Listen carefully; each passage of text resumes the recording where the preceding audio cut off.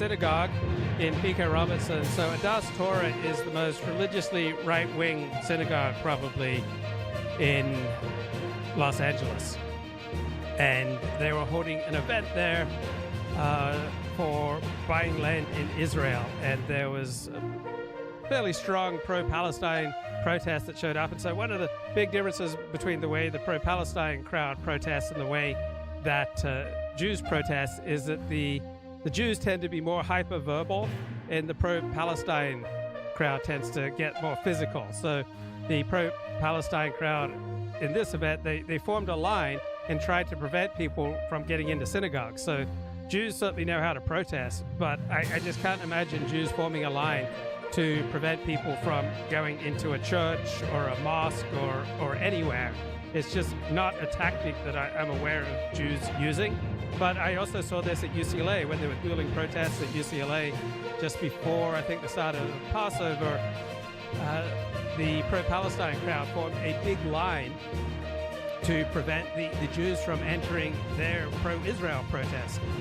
And fairly important distinction, because often the Jews are hyper-verbal, and the Jews will often say things that take my breath away, that I go, oh, I think that's in poor taste. But Los Angeles Jews are not like other Jews, all right? They are far more willing to fight back, right, than any other Jewish city of which I'm aware, right? The most visceral, most violent Jewish counter-protests to this wave of pro-Palestine protests has come in Los Angeles, in West Los Angeles, at UCLA, now 5 miles away in Pico Robertson. So Jews of Los Angeles are willing to fight for their rights. All right, they're not going to just take things to the matter of public relations and lawsuits and lobbying.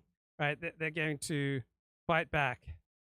All right, so a lot of news coverage, right? Might have been about the #1 story in Los Angeles. LA's mayor and police chief will be meeting today to talk about safety following this weekend's violent clashes outside of a Pico Robertson synagogue. Eyewitness News reporter Monica de Anda is live this morning with the latest. Monica.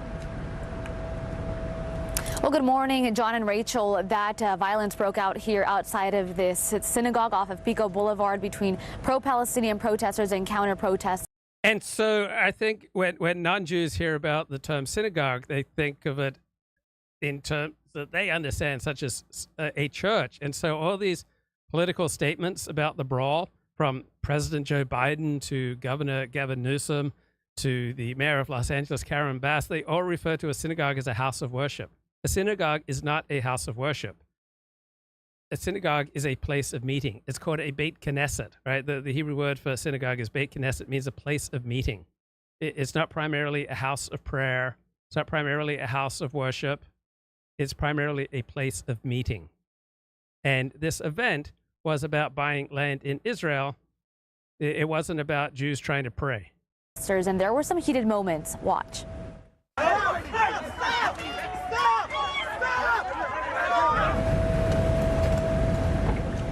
That was just one of the scuffles that unfolded yesterday, but there were also other heated verbal confrontations, some escalating to physical fighting.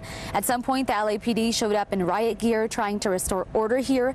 Police say one person was arrested for possession of a prohibited item, a spiked flag. I just wanted to see what happened there. I wanted to see what's going on. As soon as I came, someone gave me a straight to the nose. I had no problem. I just kept him there for like a minute because I fell straight to the ground. And now the cops are I tried to like hold him over here just to kind of like get myself to safety. Governor Newsom issued a statement calling the violent clashes outside the Adas Torah synagogue appalling, adding there is no excuse for targeting a house of worship. Mayor Karen Bass is calling on LAPD to provide additional patrols in the Pico Robertson community, as well as other houses of worship throughout the city, saying, quote, Los Angeles will not be a harbor for anti-Semitism and violence.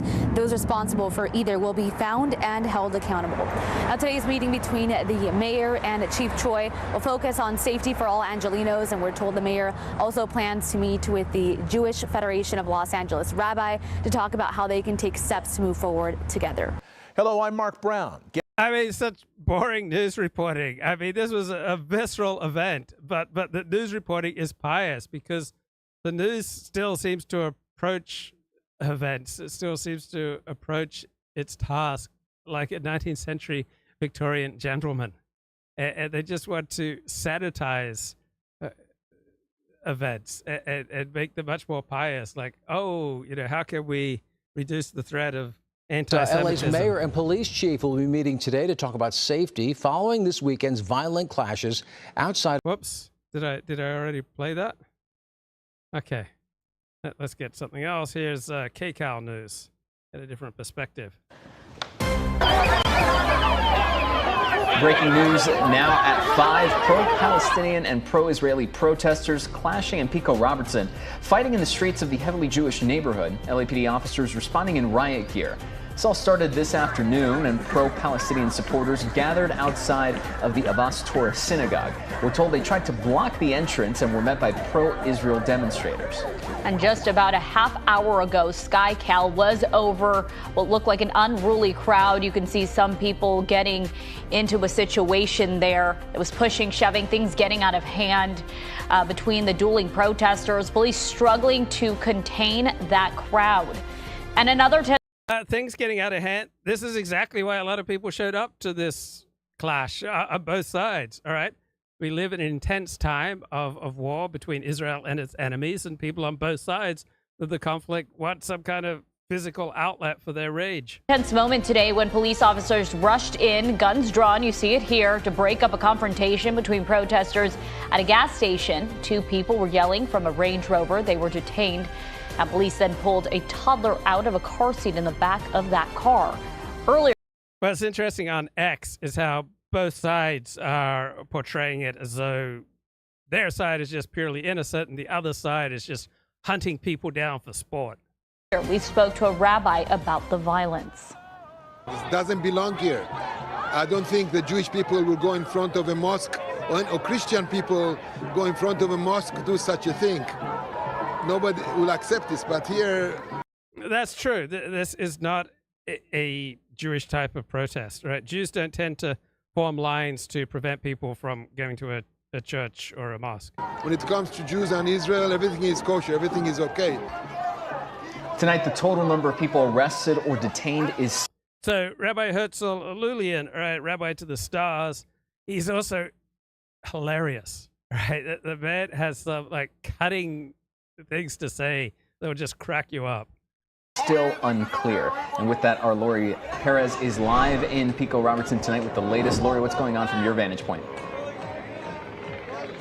Well, it's still a very intense situation here, though I will tell you that just moments ago, the crowd that had been here at Pico and Crest moved down Crest, headed toward Wilshire. Still, though, here outside of the synagogue that you mentioned, a line of police cars, a big crowd of police officers are now stationed at the entrance of the synagogue across the street. I'll tell you, I knew about this protest planned for days now, since I think Tuesday, which means LAPD knew about it as well, which means anybody who knew about it, about a protest, a pro-Palestinian protest happening here in a predominantly Jewish neighborhood, knew that there were going to be issues, and indeed there have been. As you said, since about 12 o'clock this afternoon, things have just been intense here, emotions very high on the streets as pro-Palestinian protesters have clashed with Jewish locals here in Pico Robertson. It has gotten very ugly.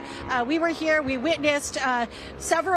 Well, whether it's ugly, that all depends upon your point of view. For a lot of people at this protest, this was beautiful.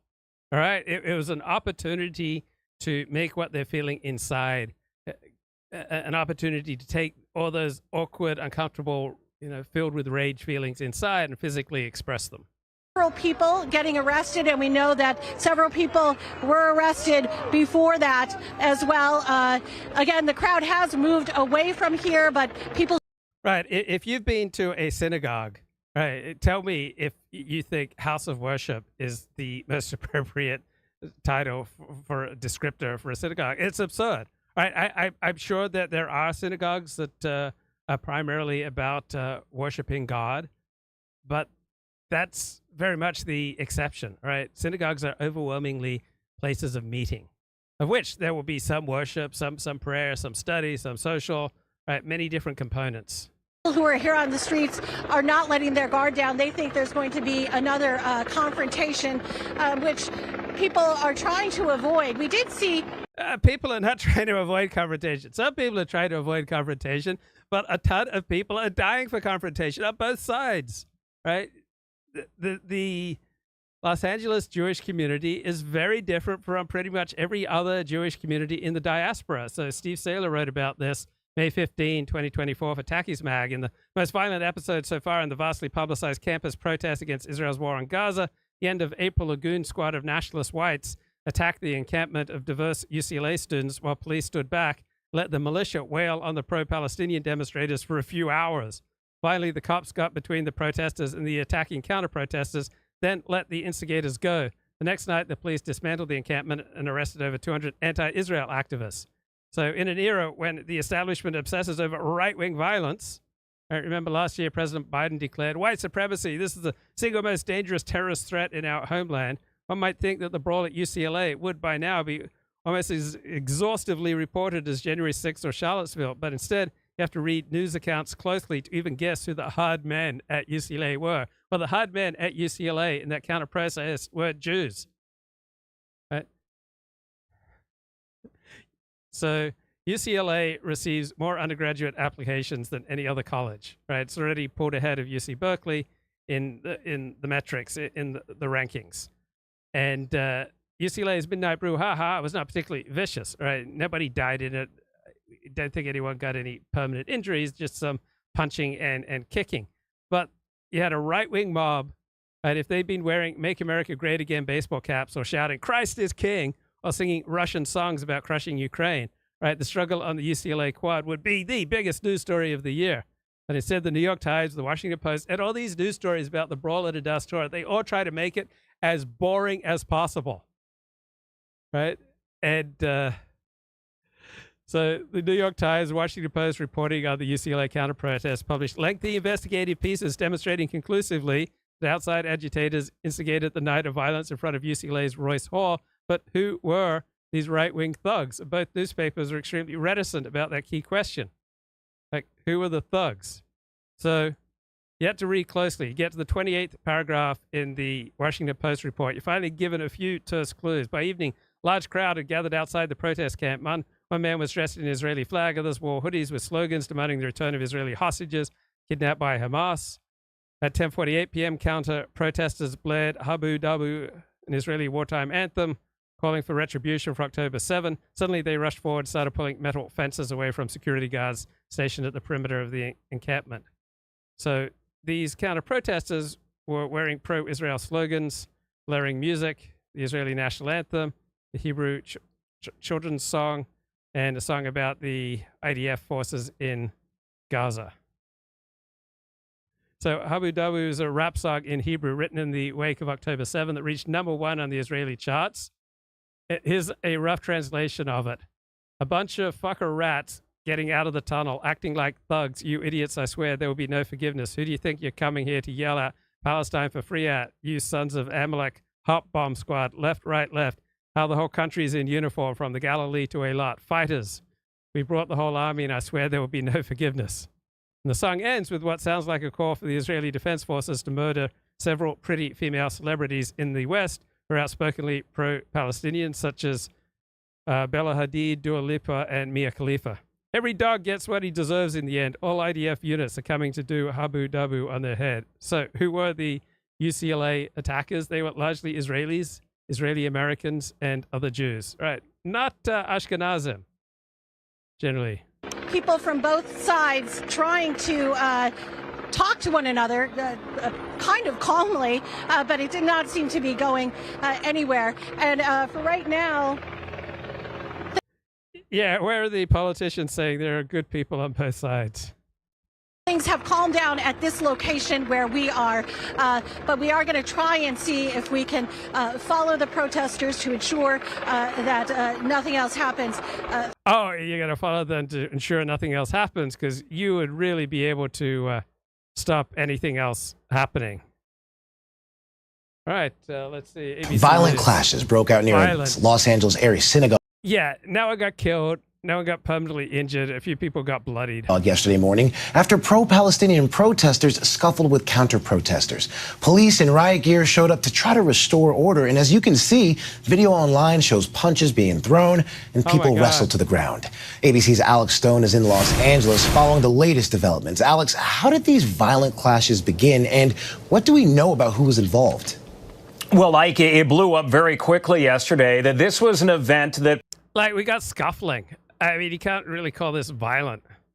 Pro-Palestinian protesters, they had organized around a real estate event that was going to be going on at the synagogue, a large synagogue in the Pico Robertson neighborhood of L.A. That is a predominantly Jewish neighborhood of L.A., probably the most prominent Jewish neighborhood here in Los Angeles. And as this was going on outside the synagogue, it went from a relatively small crowd to then quite a large crowd, about 150 protesters. Yeah, so people on both sides had known about this for days, weeks in advance. The news media knew about this for days in advance. LAPD knew about this for days in advance. Who were outside trapping those who were trying to get into the synagogue. They were not able to get in. And we heard from a rabbi saying that members... So those yellow flags that you just saw, that's for Rebbe King Mashiach celebrating the late Rebbe of Chabad Lubavitch, Menachem Schneerson. The synagogue had to sneak their way in. They had to be shuttled in, secretly getting into there. But then there were the clashes that went on, and it got quite violent. The LAPD... So who participated in these clashes? Do you think it was doctors, lawyers, dentists, accountants? No, it was generally lower IQ people on both sides who had less to lose. Right? Do you think married men with children were mixing it up? I don't think so. Saying one arrest was made. Incredibly, nobody was injured. When you look at these images of how violent it got, that nobody was injured in the end. But there were a lot of punches, a lot of kicks being thrown from both sides. The one arrest, a pro-Israeli protester who had a flag with a spike on the end of it, seen as a weapon here in L.A., but only one arrest. Now, Alex, I know community leaders are speaking out, but how have California officials reacted to yesterday's violence?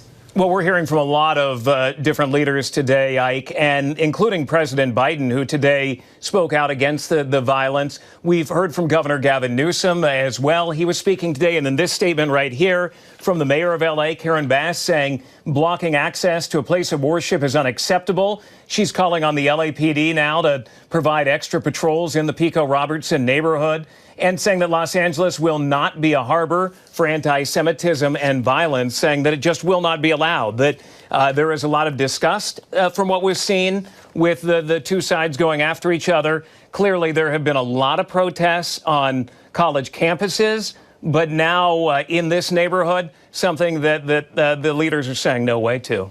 And Alex, you know, this is just the latest of anti-Semitic attacks that's occurred across the country. How worried are leaders about this spreading? They are worried that these images will be seen and that it is going to anger people on both sides to say that they want to get out and they want to make their voices heard, that they want to be standing up for their side. And that is why you see here from Governor Gavin Newsom and Mayor Bass a moment ago and President Biden today of leaders calling for calm, saying enough, that they don't want to see this kind of violence, that they want it to be peaceful, that they want First Amendment rights.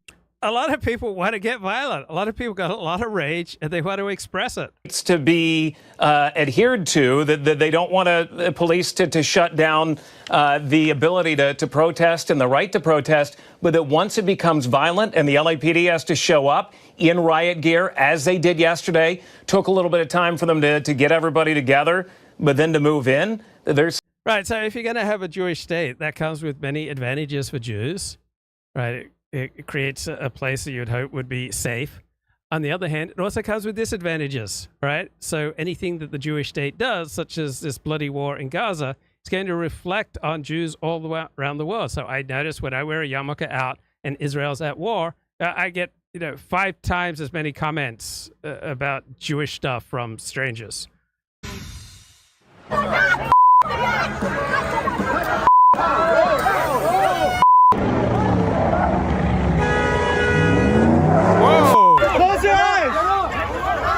Okay, so that big SUV, right, that was almost running over people, that was occupied by some pro-Palestine protesters.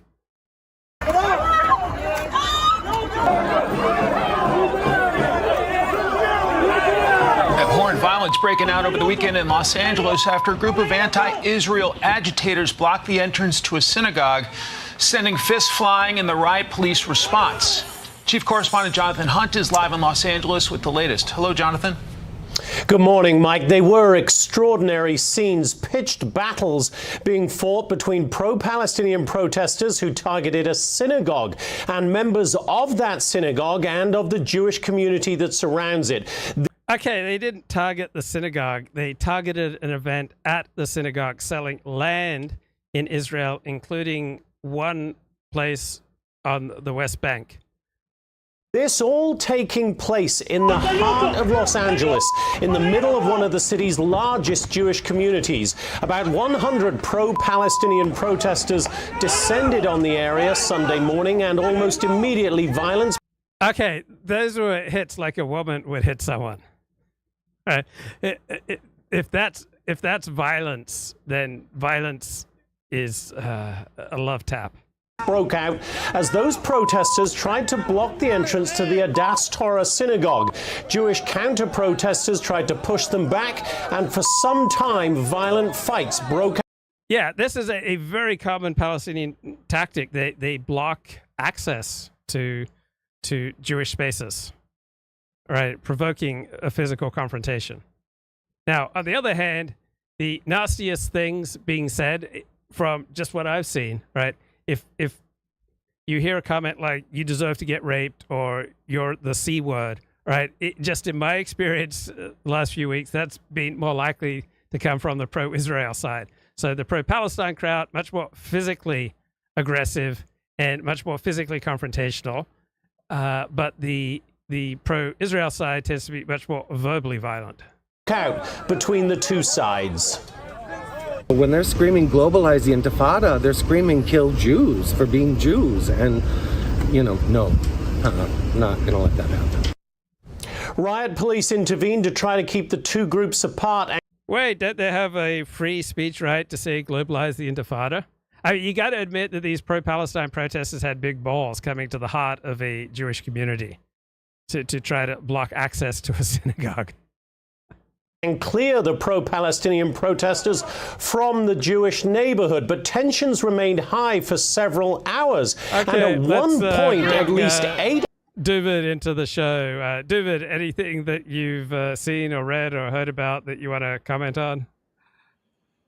Yeah, I saw your video where I guess you did IRL. I started seeing on my Twitter, looked like, some people were like, pogrom and a few cases of violence, and I was mentioning as I saw more and more videos, it actually looked like there were more Jewish on Palestinian violence. So I'm not sure the layout, if there was if this spilled into multiple areas, so you just have like the little case of scuffles going on outside of the synagogue, and then there were marches, and that there were cases of like small cases of violence all over. And like I saw multiple videos of like people getting bear sprayed, and just from small Twitter accounts or small scuffles pushing.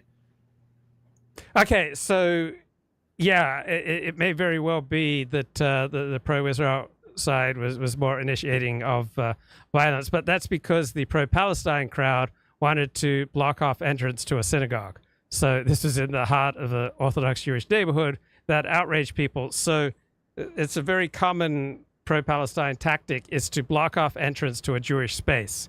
And then Jews become outraged and try to fight their way through. But and then the fights just spilled out all over the neighborhood. All right, back to you. Well, it just to clarify, because it looked like on these various small Twitter accounts from the protesters that the violence was actually like spilled over to multiple different areas, and there were even like marches or various things. I'm not sure if you're saying this, if it wasn't contained to just outside the synagogue, but there were marches and cases of violence over like a multi-block area. Yeah, it spilled out all over the neighborhood. Yes, I'd give analysis because I've never really seen violence like that. I mean, one thing like just listening to, like, you haven't been in Israel, so. Yes, I have. I've been in Israel twice. Well, I mean, for a long period of time. You just visited for a trip, right? Yeah, 2 trips. But I'm saying for like to see like regular prolonged protests and the different forms of protests. Ah, correct. I mean, because like like Haredim like block traffic constantly, and if it's just like because Jews in America are a minority, they don't protest like that. But in Israel, that maybe they do use those tactics, and certainly in Israel, like I'm not sure if blocking people, but like certainly blocking traffic is like probably like the most common form of Haredi protest tactic. Yeah, it's just not common in the United States for Jews to block entrance to a church or a mosque. And I had a lot of points on this because like I follow this and I kind of love this stuff. But just another comment you made, like in LA, Jews fight back. Is there a racial component to that? And saying it's not in Ashkenazic Jews in. Yes, very much a racial component. It's not Ashkenazi professionals who are doing the fighting back. It's Mizrahim, it's Sephardim, it's Persian Jews, and it's the lower IQ Ashkenazi Jews. And is there a neighborhood breakdown? Is this like in the poor section of the Orthodox area where this? Yeah, I mean, this is kind of the middle. This is the middle. So they're more affluent Orthodox Jewish neighborhoods, and they're less affluent, and this is kind of like right in the middle. And it looked like a lot of times for these events, like the Jewish thugs came out, and if it's sometimes they might be like from organizations, like I saw they had Shmira. I mean, here we have Shomrim. I don't even know what Shmira is. And it's a Jewish security patrol in the neighborhood. Are they respected, or are they kind of like lowlifes? There are different opinions on them. Yeah, I remember. I mean, we discussed that going back when I was first in Borough Park, and like a good yeshiva guy, like the good yeshiva people is like, you stay the hell away from those, like Shomrim and the Jewish Protective Services, and they weren't like people that if they came into synagogue, be like, what are you doing here? And they'd be like, worry they're going to do something bad. But with rising anti-Semitism or occurrences, they become more and more useful. And over the last few years with rising anti-Semitism, a lot of these organizations have become legitimated because there is a strong element, even within the weakest, Haredi Jews, that they do want Jews who could fight back. And, therefore, and like, if this event, I don't know, like, God forbid, I know Jewish events in New York or maybe Metro Detroit, but like, did all like the bums, I mean, not to put a pejorative, but did all like the tough guy thugs in the Jewish community come out and they were all there? Yeah, that's largely true. So I mean, even like the 100, and these aren't like, guys that typically like learn Torah or sit in synagogues. These right, are like, right. People who learn Torah were not throwing punches and telling the women of the pro-Palestine Antifa crowd that they needed to get raped. I mean, I don't think that there would be such an event here in Metro Detroit, but it's saying what, like in Teaneck, was there actually like a legitimate base of some business transaction, like some people, or was it like a completely fake event in order to incite protest, in order to incite violence, or was there actually some legitimation for the actual event that was going to like have real estate deals? Oh, so the real estate, it was a real event at a real synagogue. It's the most religiously right-wing Lithuanian synagogue in the neighborhood. And I guess you had 150 pro-Palestine protesters show up, and people on both sides had known that this was going down for many days in advance. Well, I'm asking, is it possible it wasn't a legitimate event? And no, it was a legitimate event. Well, I'm saying that it was a provocation from a right-wing elements in the Jewish community to have street fights, and that there wasn't really it was a real estate event. It was a regular real estate event, and then because people on both sides knew that this was coming down, then you had people who were spoiling for a fight who showed up. But the event itself was not some excuse so that Jews could start punching pro-Palestine people. The synagogue is not a violent synagogue. All right, it's like a Lithuanian yeshivish synagogue. I mean, so were there actually like wealthy people? What like in the nature of the real estate deal, what was actually supposed to be going on in the legitimation of like who has real estate to sell, what type of property? Was it actually like business deals, or was some sort of like Jared Kushner plan for how they can divide up Gaza later? It was not about dividing up Gaza later. It was for buying land in Israel. And so the people who would be buying the land would obviously have a lot of money, right? Adas Torah is not populated by schnorrers. So it was like a real estate convention where you had real estate brokers. And, it wasn't a convention. It was a real estate meeting.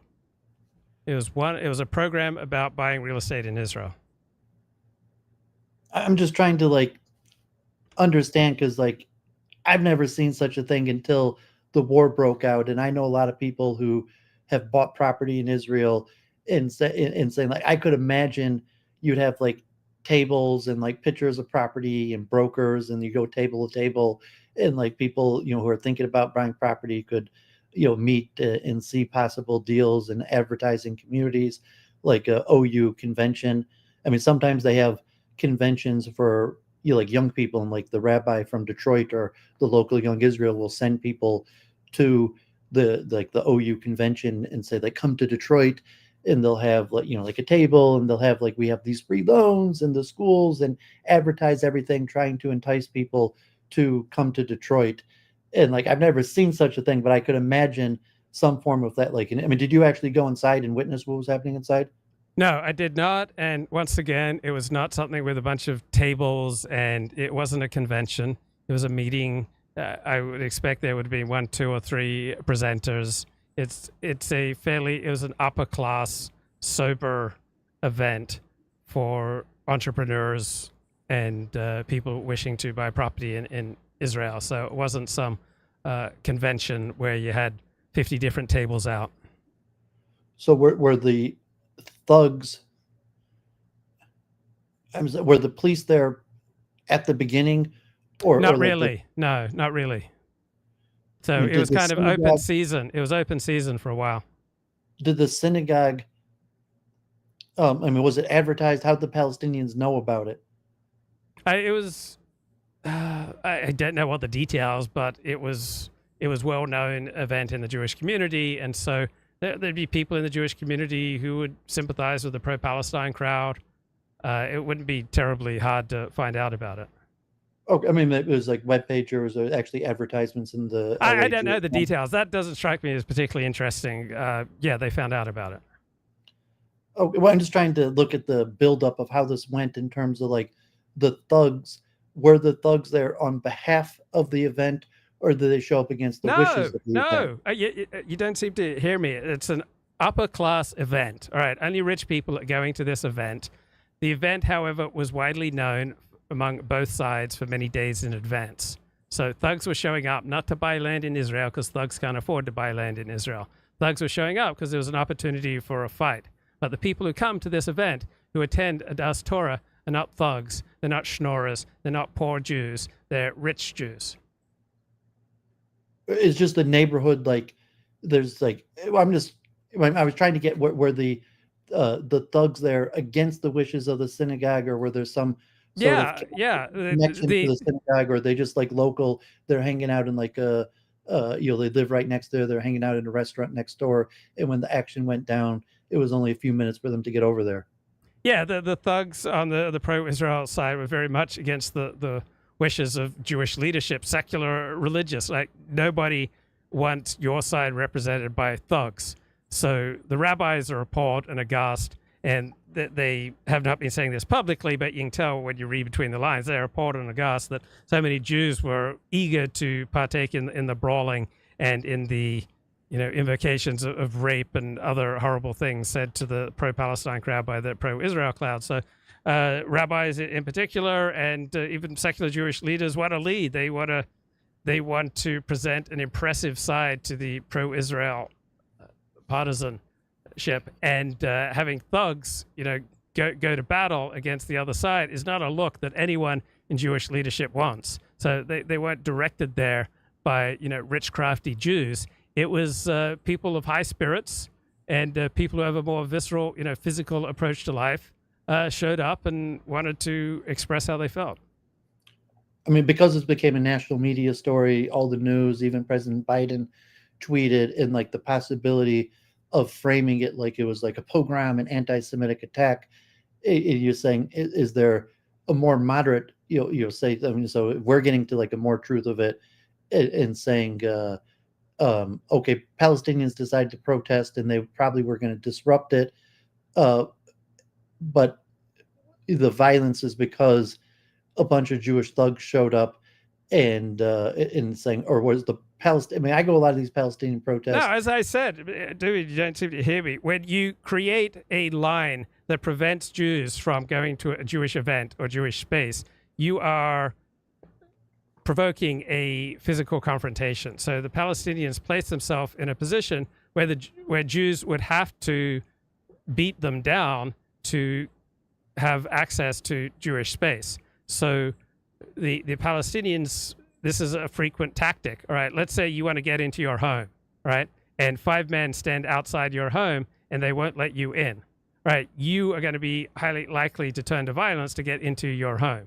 And so too, Jews who want access to their community, to their synagogue, to their event, or to just walk down the street, all right, they're not going to be very happy that there are pro-Palestine protesters blocking their normal access to Jewish space. And so the pro-Palestine crowd creates a situation where violence becomes inevitable. So when I saw this at UCLA, the pro-Palestine crowd formed a line that prevented Jews access to the pro-Israel rally, right? Jews wanted to access their own rally, and the pro-Palestine crowd formed a line that prevented it. And how was the line broken down? It wasn't broken down by negotiation or poetry or singing. It was broken down when some very strong Jews busted their way through the line and beat a way through the pro-Palestine crowd, and then created space for more genteel Jews to get to the protest. Well, I mean, so that's a minority of, I mean, because usually you say, well, depending on the perception of the hero system, you say like, no, you don't want Jews taking the law into their own hand, and say, well, what about the police? Could the police have handled it? And most of the cases in New York, you have these protests all the time. Very rarely do you have violence between the Jews and the protesters. It's handled by the police. And so we have a situation in LA, if Jews had left it to the police, it would have been hours before they would have gotten access to Jewish space. So either Jews were going to have to fight for access to Jewish space, or they would be denied access to Jewish space for many hours. So I mean, you talk like the hero system, and when last time when you took the little break, I was mentioning the difference between modern Orthodox and Orthodox in terms of, generally modern Orthodox want to be perceived as respectable by the non-Jews, especially the non-Jewish elite, the educated. They want to seem part of the American elite. And, so the perception of thuggery or violence, depending on the message you want to portray. So there are elements in the Jewish community that might look at as a positive way. But, the question is that the event or the message of Jews, the hero system, like who are the good guys, who are the bad guys? Are the Jews who push the way through the line, are they perceived as heroes in the Jewish community, or those are people that they don't like those people are not going to be welcome in the community anymore because it makes the mockery out of Jews. It loses our respectability that we're peaceful, civilized people. That so maybe in this area, I don't know, in Hollywood, or you say even in Hollywood, you'd have a hero system like, yay, the Jew pushed through the line and beat down those Palestinian protesters.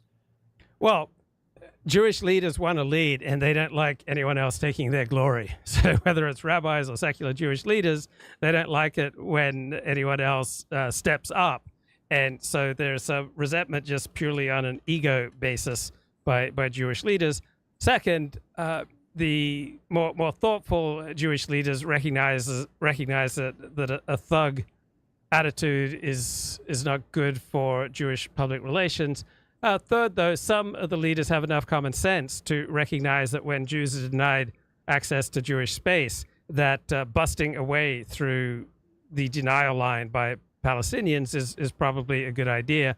They just wouldn't be thrilled with the accusations of rape and calling people the C word and then just gratuitously or looking forward to engaging in punch-ups. So there's a difference between just physically pushing your way through a line and starting to punch people or to insult them.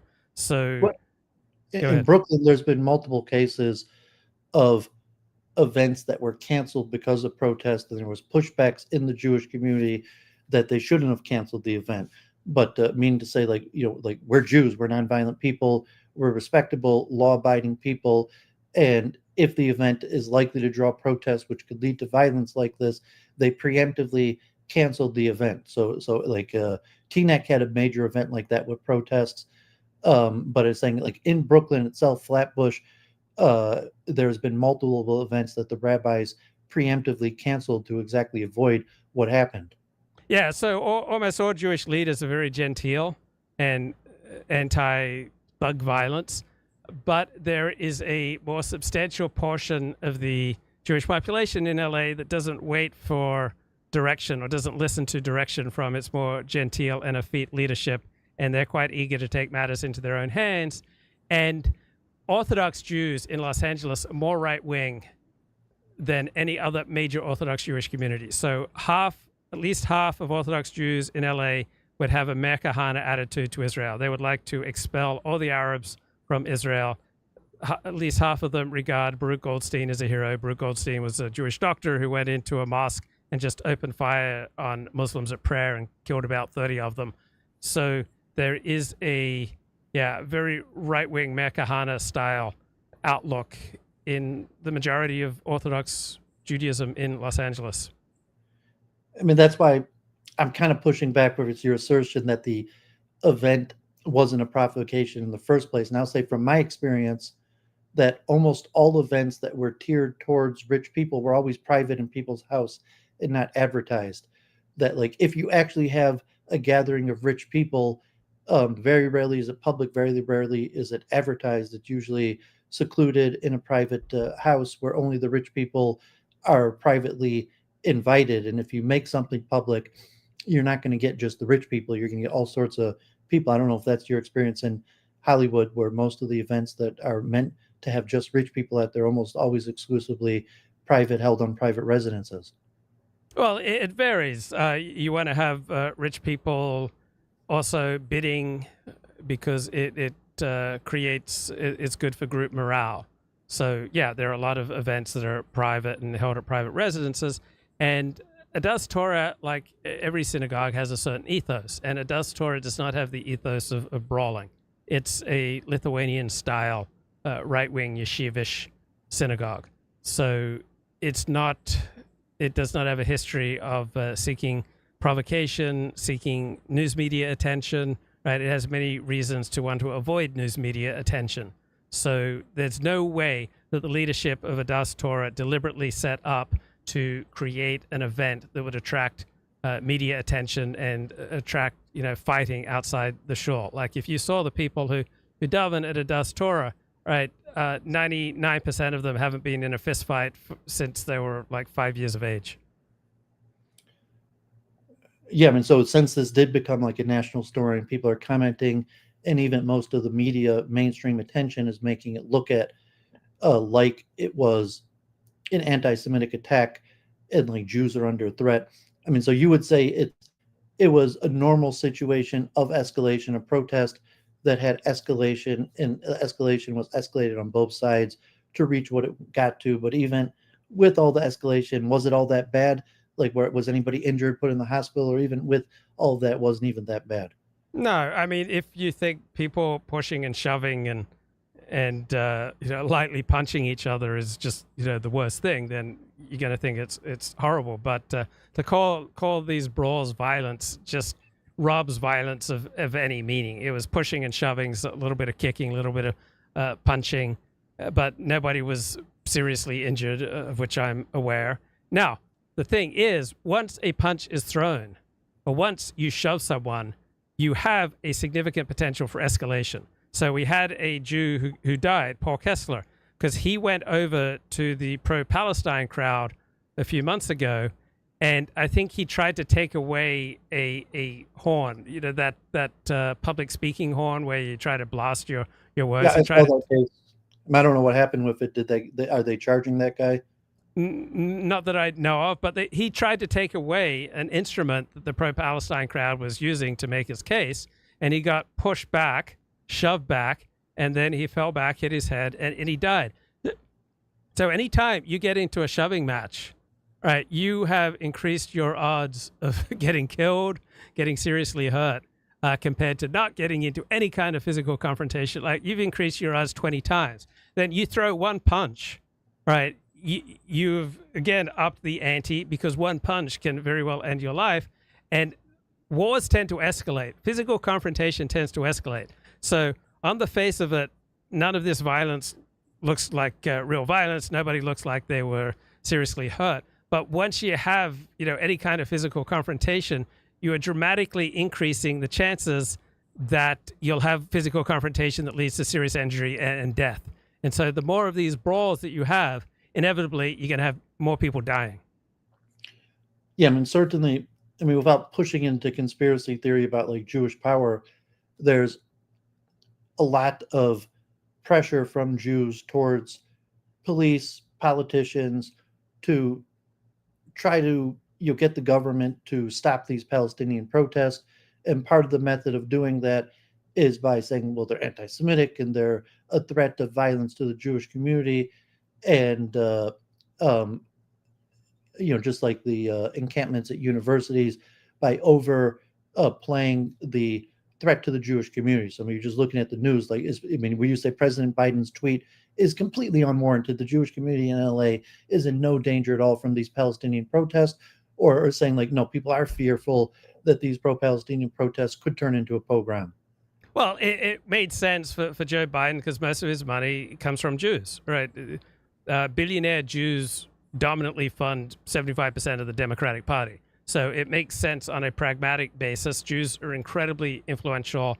They punch way above their weight in terms of influence in the United States of America. And because all these pushing and shoving matches are at a time of great tension, clashing of hero systems over the Middle East, so all these things could just explode into huge amounts of violence. We used to have Irv Rubin of the Jewish Defense League in Los Angeles, and he got arrested and put away because he was planning to bomb a mosque. All right, so the more pushing and shoving you have, the more you increase the odds that someone will get in a car and mow down people from the other side. You see video of an SUV that I believe was driven by the pro-Palestine crowd, just driving rapidly through protesters on Alcott and Pico, and didn't appear to hit anyone, but it could have very well killed people. And so it makes sense on the one hand, it's kind of silly, the overstatement by public leaders. On the other hand, it does make sense because that you have these events, you're massively increasing the chances that someone will then become inspired to go out and just mass slaughter the other side. Well, it's a counter signal from how the Jewish community wants to present itself, whether it's from how you first put it, like, the LA Jewish community has itself under control. We're a tough area. We know how to fight back, versus the Jewish community needs special government protection or it would be destroyed. So, from the tweets, the statement from Biden, the government, and mayors, news media, it's making it look like without special protections from the government, the Jewish community is in danger, as opposed to say maybe the Jewish community wants to portray like we got it under control, like we don't need special protections and provisions by the government to protect our neighborhood.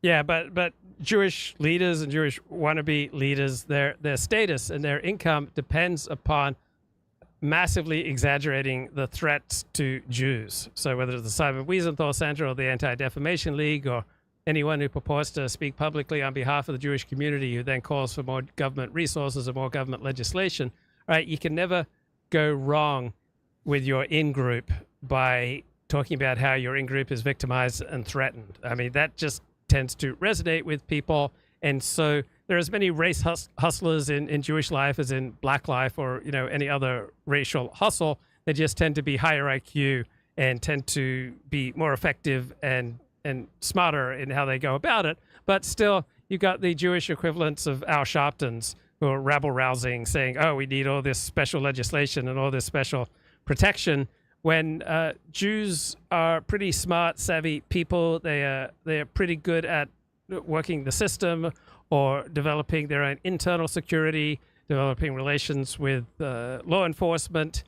And there are just so many incentives for the hustlers at the Simon Wiesenthal Center and the EDL and that type of crowd for promoting new legislation and special privileges for Jews, because Jews under threat is a great fundraising tool, and it's a great tool for aggrandizing yourself with your in-group.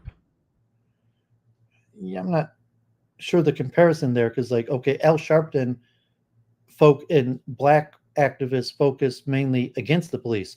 So almost all of the major black activism is against the police against blacks. And usually the perception is like if it's down, violence is the thing that blacks are good at. So if there is some sort of civil unrest between people, the blacks aren't going to need help from the police. The blacks only need help against the police. So, they'll use the police to take away guns, for example, from Republicans. So they will vote to elect politicians and agitate so that politicians don't take guns away from black criminals.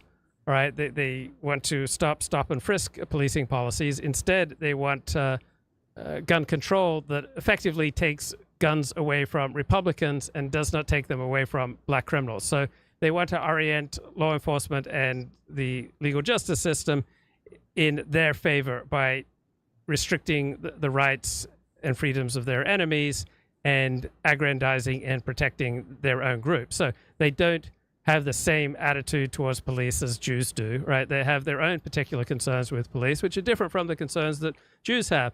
But both groups have an incentive to try to encourage the police to police in the way most aligned with those those groups' interests. So Jews and blacks have almost nothing to do with each other in real life, right? They occupy completely different sides of the socioeconomic spectrum, and people on different sides of the socioeconomic spectrum are also going to have different attitudes towards law enforcement. So the Jewish concerns for law enforcement are different from the black concerns for law enforcement, but they both have their own concerns.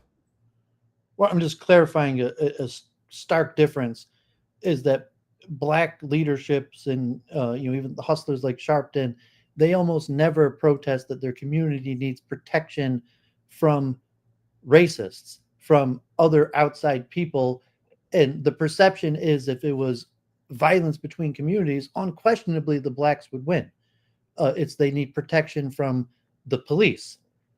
As opposed to the Jewish community, they need protection from their neighbors, from other races, from other people, and it's the police that are doing the protection. So in my area where it's basically just blacks and Jews, in a lot of areas, I don't know the demographics in LA, but presumably even in LA, there's close proximity between blacks and Jews. But I would assume the perception was if there were violence between blacks and Jews, unquestionably that would favor the blacks. Well, not necessarily, as Steve Saylor remarks. If you hear about a shooting and the number of wounded exceeds the number of killed, then there's a pretty good bet that the shooter was black. On the other hand, if you hear of a shooting where the number of killed vastly outnumbers the number of wounded, then the odds are pretty good the shooter is not black. So there are certain types of violence that different groups excel at. So some groups excel at, that's more not physical. Jews. I'm sorry? And just saying relatively